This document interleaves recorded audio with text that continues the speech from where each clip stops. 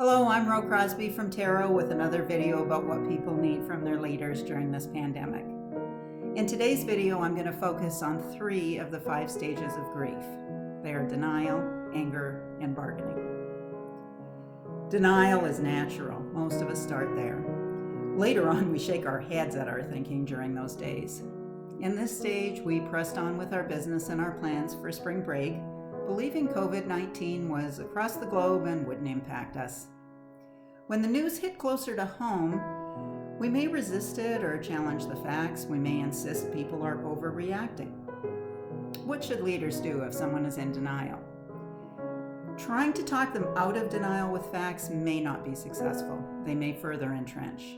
To ensure their safety and the safety of others, require their compliance to follow established guidelines.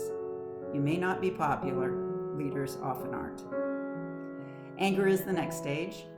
Once someone realizes that the pandemic is real, anger often follows.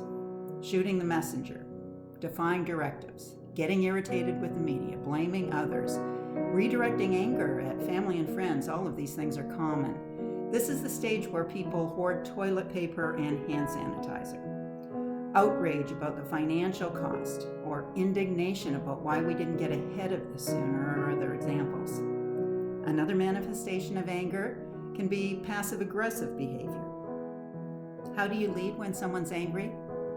Mental health professionals agree that anger is a necessary stage in healing. We need to feel our anger. While you don't need to encourage it, you do need to allow it. Unless anger is someone's go-to response for every interaction, remind yourself that they are not at their best right now. Show patience and refrain from making long-term judgments about the person. Bargaining is the next stage. This is when people agree to stay home in exchange for the promise that things will return to normal. They wrestle with questions such as, how many people are we willing to let perish in exchange for a robust economy? Bargaining is also the stage where we acknowledge the trade-offs that healthy people need to make to protect healthcare professionals and vulnerable populations. Because this stage is where we deal with the what-ifs and the if-onlys, guilt is often the companion to bargaining. Bargaining can be a constructive stage in the process. A challenge for leaders is that the leader can't predict the future, nor can they hold up the other end of the bargain.